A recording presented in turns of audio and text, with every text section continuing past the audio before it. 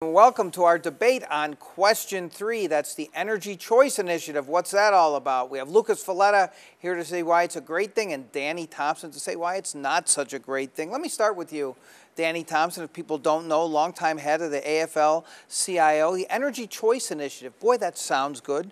Choice sounds good. Competition sounds good. Better for jobs, better for wages. Why are you against this? The reality is, where it's been done, rates have went up significantly. California was a deregulation disaster. Rates went up 800%, and ultimately, when the legislature went back and corrected that, the state had to step in, spend $20 billion, and the ratepayers had to pay that back. And so that's the first thing. And the other problem with this is it's a constitutional amendment. I mean, and as you recall, the legislature in Randolph-Townsend committee held extensive hearings on this, and then they didn't take a vote. They passed on it. It's the Commerce Committee you're referring to. It is a constitutional amendment. Would have to pass twice. I was wondering what the betting line was and how soon you would bring up California. I said the first sentence. I think it was. But Nevada is not California. It's a completely different market. I think you'd agree with that. Everyone likes to bring up California and Enron. I'm surprised you didn't get Enron in there too. But I'm going to let Mr. Foletta talk about that in a moment. People live here. You've lived here for a long time, so have I. They don't like the power company. They don't like the sway that NV Energy has over the legislature. They think it has sway over the Public Utilities Commission. Can you understand why people might want this? I understand that, and I know that there's been campaigns run against the power company. But the reality is, our rates are below the national average. Our last 5 considerations have been decreases, and we are like at 21 now. 21st in the nation if you rate what we pay. California's at 42. And so we do compare to California, and they really got the short end of the stick when they did this. And so we're concerned that that's going to happen. And then if you put this thing in the Constitution, I have a little experience with that, as you know. I put the minimum wage in there, and then I tied it to if you provided health insurance. Well, nobody foresaw Obamacare coming, and now everybody has to have health insurance. And so the only way you can change minimum wage now is through a constitutional amendment. The legislature can't touch it. And when this is done, the legislature, once they do it, will not be able to undo what they've done without a vote of the people. So you think it's okay for the minimum wage, but... It was a mistake, and I would tell you, admittedly, that was a mistake. Let me let Mr. Foletta get in here. Why do we need this? What is the pressing need where we need to take away the monopoly from NV Energy? His comment about the rates is generally true. As I look, when you compare rates here, you compare them elsewhere. They're not skyrocketing, but people hate the power company here. There's no doubt about it, like they do most places. The discussion of rooftop solar that recently came up, power company took a black eye on that. But why is this good public policy? Well, this is good public policy for 3 primary reasons. We need to grow jobs in the energy space. We need to grow renewable energy in terms of its usage in Nevada and its development in Nevada, and we need to lower electricity prices. And the only way to do that is to open the market. The current situation, the status quo, is just not going to do it. We released a job study about 10 days ago that shows that once the market is open, after 10 years, you'll see 63,000 clean energy jobs in Nevada. That's twice as many as you would otherwise see. That's going to equate to about $150 million in wages that's going to flow through the system. And I can see no reason, frankly, why Danny and his organization would oppose the measure. Those jobs are just as likely to be union as any others. We've got Switch investing in infrastructure in Northern Nevada right now. They're employing Bombard Electric people for that job. That's 650 union jobs. That's the biggest electrical union shop in the state. And in fact, today they decided to endorse question 3. Well, but let me ask you a question about that. I'm going to let Mr. Thompson respond to the jobs argument because that's the biggest one. I think that's a tough one for the AFL-CIO, if it's true. But, listen, maybe I looked at that study. Maybe it's right, maybe it's not. All studies like that are speculative, right? They don't know that 63,000 jobs are going to be created. Tell people about those jobs. Who are these 63,000 people? That seems high. Those 63,000 people are construction jobs. Those are people working in power plants, and a lot of ancillary jobs related to delivering electricity. I understand the construction jobs. There's going to be a lot of them. Those are temporary jobs. I'm not saying they're not good jobs, but you don't need a lot of people to man solar facilities. You don't need a lot. I mean, it's not a totally job-creating industry. The reason it would seem to me, and you correct me if I'm wrong, is that this diversifies the economy. economy. We can become an exporter maybe of energy. It opens up those kinds of things. But it's not really a job creator, is it? It definitely creates jobs. I mean, people run power plants. They're not run by machines. I mean, certainly there's some infrastructure that's computer-oriented and so forth, but these entities still employ people. I mean, every energy's got 3,000 direct employees. And so it is going to create jobs on the plant level. But you're right, it's also going to create ancillary jobs. The numbers are about 3 to 4 jobs for every energy job we create. But beyond that, in terms of integrating more renewable energy into the system, we just have to do this in order to do that. We're not competitive right now in terms of what we pay for renewable energy, either on the residential level or on the commercial level. And that's because all of us have the underlying obligation, because we live in a monopoly setting in terms of electricity, to pay the underlying share costs of investments that the utility company has already made, regardless of whether those investments are good for us, whether they're priced right, regardless of whether they're the type of energy we want, whether they're as efficient as we want them, whether they were good deals when the utility company made them. What we're saying is, why shouldn't we move to a system where the utility company and anybody else who wants to compete can bear the risk of their own investments? Well, what about the jobs argument? You don't buy it? No, I don't buy it. In fact, I know that's not true. What do you mean you know it's not true? Well, because we've been in this market forever, and currently NV Energy has 1,000 megawatts of solar out here in El Dorado Valley and other places. And you're right. Once those things are put in, it takes like 2 people to run those things. I mean, you really don't need anybody for some of these operations. And the reality is, NV Energy has done a really good job in providing clean energy to Nevada. The portfolio standard says you have to have 25% by 2025. They're currently at 21%. And so, you know, and besides, if someone's going to come here and build a power plant, the first thing you have to have, especially if you deregulate, you have to have customers. So you have to have a power purchase agreement with somebody. And the way this is structured, somebody would be, who knows, you'd have to go door to door, find customers, and then, you know, the economics of building a plant and getting investors to put up that kind of money, because you're talking about a lot of money in order to, you know, fund money to build a plant. I just don't see it happening. I guess what I'd ask you, though, is that while it's true that there may not be that many jobs, maybe the study's right, maybe it's not. You're talking about totally changing the dynamic of Nevada in terms of its energy policies. Yes, NV Energy, by some metrics, has done a good job in terms of renewable, and others it's been criticized. But for a labor organization to come out against a diversification of the economy, I think people are going to be saying, who is this guy? Well, because we represent 225,000 people in the state who pay these bills. And so, you know, we look at things like rate increases and what they So it's more about the rate increases than the jobs, is what you're saying. We just don't believe you're going to create that many jobs, because you're not going to people are not going to come to Nevada and build power plants. There are power plants out there that NV Energy owns or has power purchase agreements to. And that's one of the problems, John, because what happened in California, somebody's going to have to take care of those contracts. They have signed contracts based on what the legislature made them do to meet this portfolio standard that are 20 years long. Now, somebody is going to have to pay for that. And I would submit to you, it's going to be the ratepayer, just like it was in California. Nobody knows what will happen, right? Nobody knows what's going to happen in a deregulated marketplace here. And this doesn't really call for deregulation per se anyhow. Will it be like California? Will it be like other places? But most people watching this right now, Mr. Foletta, hear him talking about portfolio standards and other things. Their eyes are starting to glaze over. They want to know, what is this going to mean to me? And it's very difficult to distill energy policy. You're a smart guy. You're a lawyer. You know that. To put something this complicated, and people should go on the Secretary of State's website and read this, put something like this complicated on the ballot, why does that make sense as opposed to doing what should be done with complicated public policy, go through the legislature? Because what we're talking about doing is enshrining a very basic principle in the state's constitution, which is where you put basic principles, fundamental rights. All we're saying is that everybody in the state, whether you're a residential customer, a large company, a medium-sized company, a small business, you have the right to buy electricity from an open retail market. That's it. The legislature has until 2023, if it passes a second time in 2018, right, to build out the underbelly of the market, what it looks like, how it will be regulated, all the details, how you get to enter the market. There is a lot of care and effort that's going to be taken into building out the framework for what the market looks like.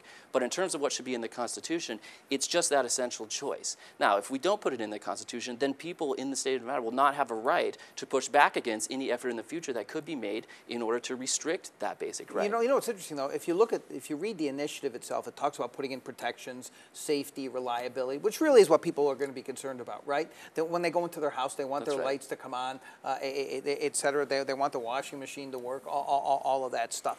None of that stuff is guaranteed if you pass this? Because as you said, you said there's going to be care taken in building out this marketplace. There is some uncertainty here. I think you'd agree on that at least. I don't know that there's some uncertainty. What I would say is that, first of all, what we're doing, and you alluded to this earlier, is creating a well-regulated open market. So we're not removing all regulations. What we're saying is, let's remove the government's ability to set the price, tell us how much renewable energy is going to be in the system at any given time, over and above the renewable portfolio standard, because the initiative clearly carves out existing renewable energy policy as being preserved going forward.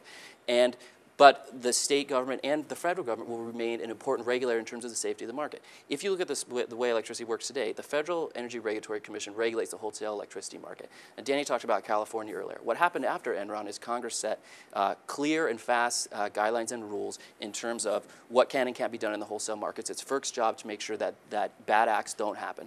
They enhanced the FERC's budget authority. They enhanced the FERC's staffing level. And so today we have people monitoring the wholesale markets in real time. That did not happen in California in the late 90s, which is one of the big reasons why Enron could manipulate the situation. Without getting too much into the weeds here, the argument is that the government learned from those disasters, put regulations in place so it couldn't happen here. But let me tell you, though, the problem with all this is, look, these big companies that want to do this, Sands Corporation, MGM, and Switch are the ones who have put the money up to do this. Now, they're not doing this for the ratepayer, I believe. I believe their employees are ratepayers, right? Well, they have some employees, but I don't think that's why they're involved with this. Why are they involved? They want to save money, right? The reality is this. You can leave the system right now based on a bill, AB 661, that passed 2 sessions ago, if you use more than a megawatt, which this station does. But you have to pay the stranded cost. And the stranded costs are the cost of the infrastructure that was put in place by the company, which is really the ratepayer, because I paid for the infrastructure. They don't like that, right? These big companies don't like having to pay these multi-million dollar. Of course not, would you? Well, no, but it's only fair. And so that's just one example of the problems. And further, let me tell you. Is that why you call this no handouts to billionaires? I was wondering. That was one of the things that. Well, what kind of handout is this, though? Well, letting them leave the system for nothing. But let me tell you the other problem, because you asked if this was risky. One legislature, and I happen to have been in the legislature 37 years, as you know. It's unconstitutional for one legislature to bind another. This initiative on its face is not constitutional, because this initiative tells a legislature. Got on the ballot, It got on the ballot, but I think it's in court now, and I think it's not in court now. Danny's organization filed a lawsuit, but they haven't served it yet, right? Which tells you something about it. And we go back to the billionaires. But it's not over yet, though, Lucas. But let me just tell you the other thing about this thing. Let's say this passes, okay, and the legislature meets and they pass a bill that does all the things that are in the initiative, and then the governor vetoes it. Then what? I mean, now it's in the Constitution, and the governor exercised his constitutional authority to veto this bill. Then what happens? I mean, there's a lot of questions. That's unconstitutional. That's the whole point of putting something in the Constitution. No, it's not unconstitutional. If you have a bill, though, if you have a bill to the legislature, he has a constitutional right to veto it. Yes, he does, but his exercise of his power has to be consistent with what's in the Constitution. But let's say the legislature doesn't pass it. Let's say the Senate does what they did last time. Let's stop for a second here. Let him jump in here. The legislature doesn't have to do anything except build out the marketplace, as he talks about, if this passes. This will set overall policy that will be enshrined in the Constitution. And I guess what some people might be concerned about is going forward. It does sound good now.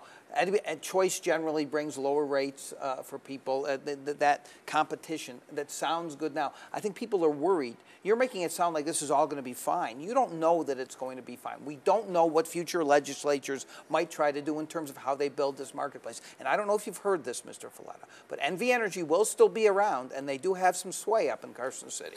Well, nothing is certain in the future, and certainly we have no more evidence about what the legislature is going to do with this constitutional amendment than we know what the Public Utilities is going to do in the next rate case. I mean, NV Energy's rates go up and down, and they have over the past history of Nevada, and they could continue to do that. I mean, we've seen what is wrong with the system in the last year. We've seen a battle all summer over net metering, and that battle was a symptom of the problem in the system, which is that we have 3 unelected individuals on the Public Utilities Commission telling us how much technology we can have in the system, at what price we're going to pay for that electricity. And we have the same problem as evident in all the efforts by the big companies on the Strip to leave the system. I mean, those companies want more access to affordable renewable energy. Almost every one of them said that in making their applications, and they just can't get it. But I do want to go back to something Danny said about the no handouts to billionaires. It's entirely misleading. There are certain major leading companies in Nevada, not only like the ones you discussed, but also MGM, the state's largest employer and largest electricity user, who are supporting this initiative. But beyond that, we've got 125,000 people that have signed this. The Clean Energy Project, the Nevada Conservation League, Nevada's 2 leading environmental groups are also supporting this. The RGJ, the Las Vegas Sun, the Review Journal have all endorsed it. Catherine Cortez Masto, Adam Laxalt, and Harry Reid are all in agreement that this is a good idea, and that is bipartisan support and support that runs deeply but let's through talk the about, state's because I'd like to wrap up these discussions, because people should know who are funding both sides in this. He mentioned the major funders, Sands, Switch, are really the major funders from if I remember the campaign reports correctly. And yes, MGM is involved as well, put in an initial contribution, but hasn't put much in afterwards. Jim Murren told me right here that they support it, but weren't going to financially support it. What should people take away from the fact that Sheldon Adelson wants this to pass so badly? That's the billionaire he's talking about, by the way. They'll work with him on a stadium, just not on this. I guess is what the issue is there. I couldn't resist. I'm sorry. But seriously, what do people take away from the fact that this is really Sheldon Adelson's baby? It isn't really Sheldon Adelson's baby. I mean, the fact of the matter is that is one company who's written a check to support the a large financial check. A couple checks, I think. Of course, sure. But I think what they should take from that is, and the fact that all these other organizations have supported this, is that the values of the companies that have put money into this are consistent with the values of the other entities that are supporting this, like the Clean Energy Project, like the Nevada Conservation League, like those leading public policy figures I talked about. Are you? No, and because they all know that what we're saying is true. That if you open the market, it's the only way to create jobs, grow renewable energy, and lower price. Oh, so who's funding your side? You don't have that much money, do you? We don't have that much money. Yeah. We got something under a couple $1 million. Who's funding it? We've put money in it. The AFL-CIO, other unions have put money in it because we're concerned. You about really their do believe rates. it's about your members and rates going up. We though, really right? believe that, and we don't just believe that. We know that based on what happened in California. Texas has a regulated and deregulated market. The people in the deregulated market pay more than the people in the regulated market. And I have to tell you something, and Lucas and I have done this a number of times. As far as getting signatures on a petition, I mean, if I walk up to you in the parking lot at Walmart and say, hey, do you want to sign something that's going to lower your rates? It's like saying, do you like puppies? Of course you're going to sign that. Well, you don't have much respect for people. Well, no, that's just the simple reality of initiative. It's not exactly what it says. And by the way, it doesn't say that. Yeah. But let me just say, I just want to ask one final question, and I want to ask it to you, Mr. Foletta, and that is this.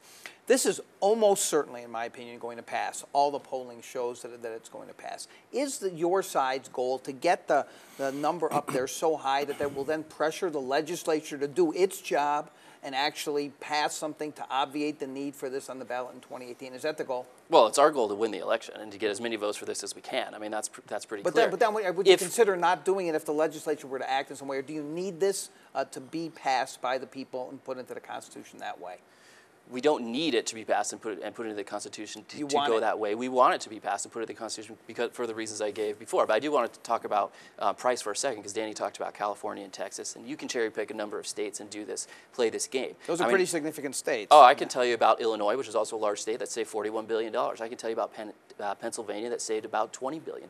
I can tell you about all the open market states over a 17-year period. Listen, we're out of time. The fact is, though, let me just say this to wrap this up. Every state is different. It has to be done well, or it has to be regulated correctly. The marketplace has to be built correctly. Gentlemen, it was a great, robust discussion. Danny Thompson, Lucas Foletta, thanks for coming on. I really appreciate it.